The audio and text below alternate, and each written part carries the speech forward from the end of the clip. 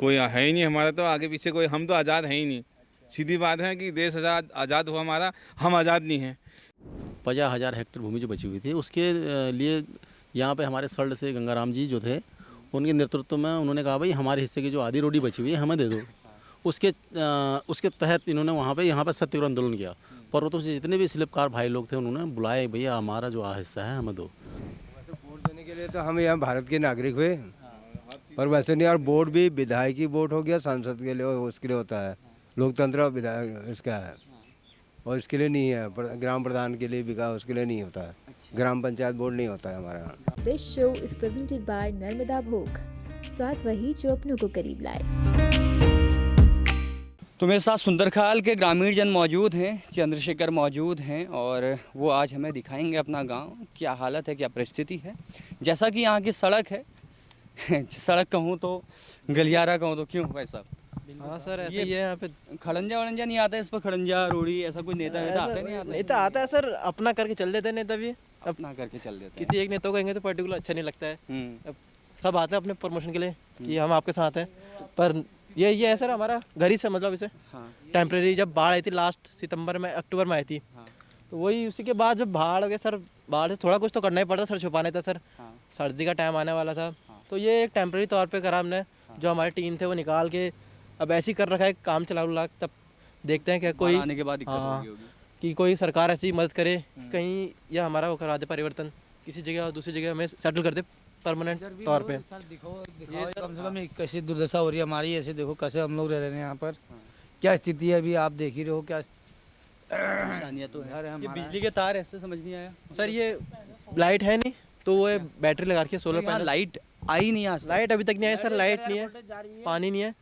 और 11,000 की वोल्टेज दिखा देंगे हम आपको, अभी आगे जाते हैं ना। लाइन लगी है, वो देखो आप पोल लगे हैं, और सिर्फ पोल लगे हैं, कहने नाम के पोल लगे हैं, उसमें तार नहीं है। ये पोल देखो आपको इस घर के सामने यहाँ पे, पर लाइट तो सर। जमीन का मुद्दा तो नहीं है कुछ ऐसा, जमीन की नहीं देंगे ऐसा है, या आप लोगों की पैतृक जमीन है? क्या है इसका सर? ये अब इतना पुराना तो यही चाचा बता पाएंगे, क्योंकि मैं कब से है ये गांव सुंदरखाल, कब से है? 1972 से है। 1972 से गांव बसा है? हाँ जी, हमारा जन्म यहीं का है। अच्छा, लगा लो, अब हमें भी इतने साल हो गए यहाँ, और हमारे पिताजी लोग चले गए, साथ के भाई लोग चले गए, ये हमारे बड़े भाई साहब आ रहे हैं। हाँ। और हमारे ये देख लो कैसे शीलन में जीवन यापन कर रहे हैं। अच्छा, सुंदरकाल को भाई साहब जानते होंगे। नमस्कार भाई साहब।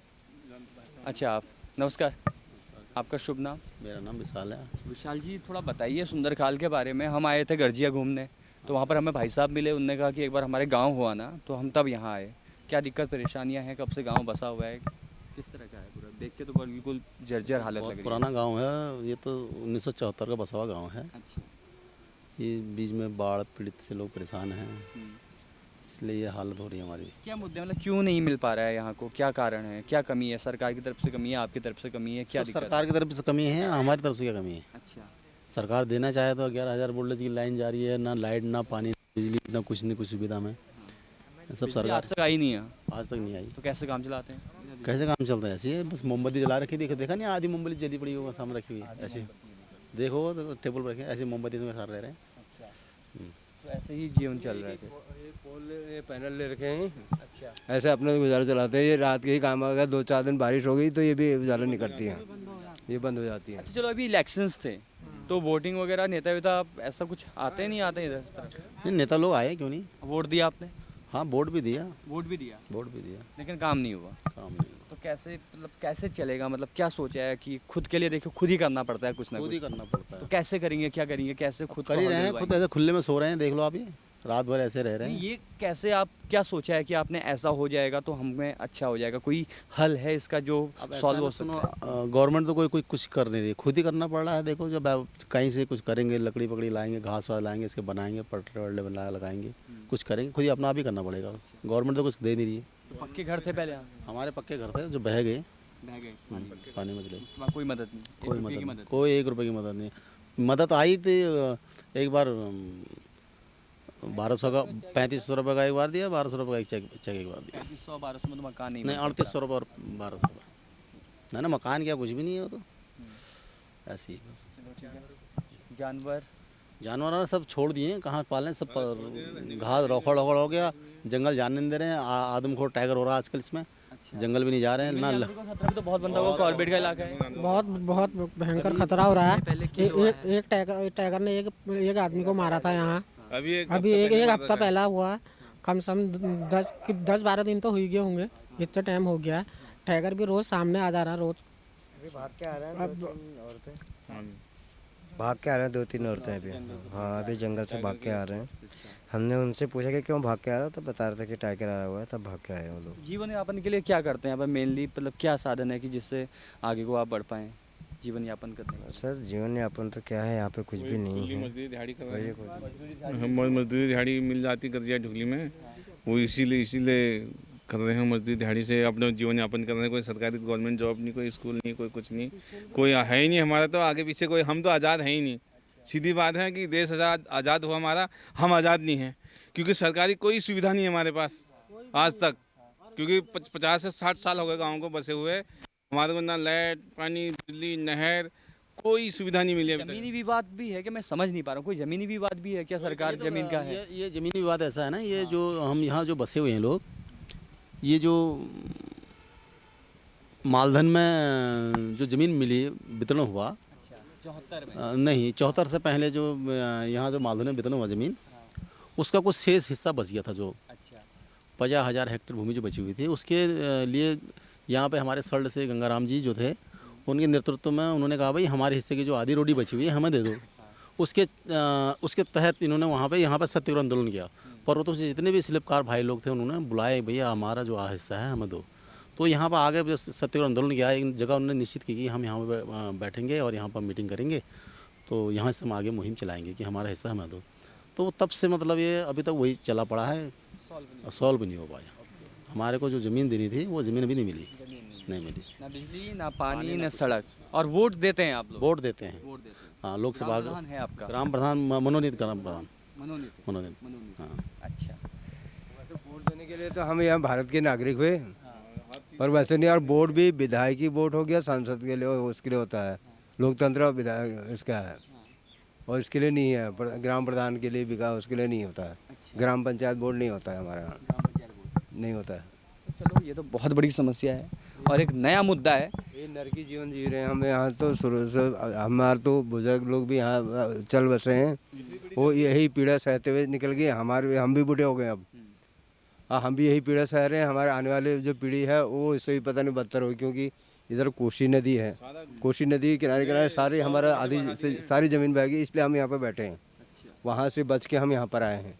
यहाँ पर बरसात में देखना है, ऊपर यहाँ तक पानी आता है, यहाँ पर भी। तो इस बार जब चुनाव हुए तो नेता वोट मांगने आए होंगे अलग अलग पार्टी के, तो बोला नहीं, कुछ भी नहीं बोला आप लोगों ने? बोलना है कि आपका भला करेंगे, आपका यह करेंगे, आपकी व्यवस्था करेंगे, लाइट देंगे, पानी देंगे, आपका विस्थापन करेंगे, लेकिन वोट देने के बाद कोई नहीं आता। कोई पूछने के लिए भी नहीं आता है। वोट देने से पहले सभी बोलते हैं, हर बार ही बोलते हैं। हाँ, इस बार भी बोला, इस बार भी देने तो है। हमारा मत देने का अधिकार हमने दिया, जिसको मर्जी उसको दिया, लेकिन नेता लोग सारे आते हैं, सारे बोल के जाते हैं, लेकिन करता कोई कुछ नहीं है। क्या करा, आज दिन चला, इतने साल हो गया, इतनी पीढ़ी गुजर गई, लगा लो, कुछ नहीं हुआ।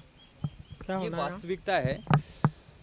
मुझे नहीं मालूम कि पूरा मुद्दा क्या है, लेकिन मुझे ये मालूम है कि यहाँ कुछ लोग रहते हैं जिनका जीवन है, जिनके बच्चे हैं, जिनकी शिक्षा है, जिनका रोजगार है, और एक आदमी को जीवन यापन करने के लिए कुछ चीज़ों की ज़रूरत होती है।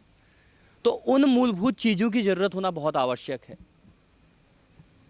दर्द दिल पे तब उठता है जब मैं देखता हूँ किसी घर पे मोमबत्ती जहाँ पर बिजली नहीं होती, और इस मोमबत्ती के सहारे एक बच्चा पढ़ाई कर रहा होता है।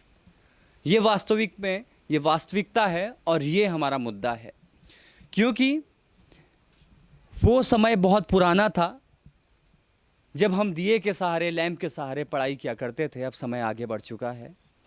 घर की हालात क्या हैं आप देख सकते हैं। एक गैस का चूल्हा है जिस पे खाना बन रहा है, किचन भी यहीं पर है, सोना भी यहीं पर है, मिट्टी भी जर्जर है। कब रात को बाढ़ आ जाए, कब ये इनके जो घर हैं वो बह जाएं, इसका कुछ पता नहीं है। अगर कोई परेशानी ज़मीनी मुद्दा था तो 1974 से जब हम यूपी पर शामिल थे तब से ये मुद्दा चले आ रहा है। ये 2022 है।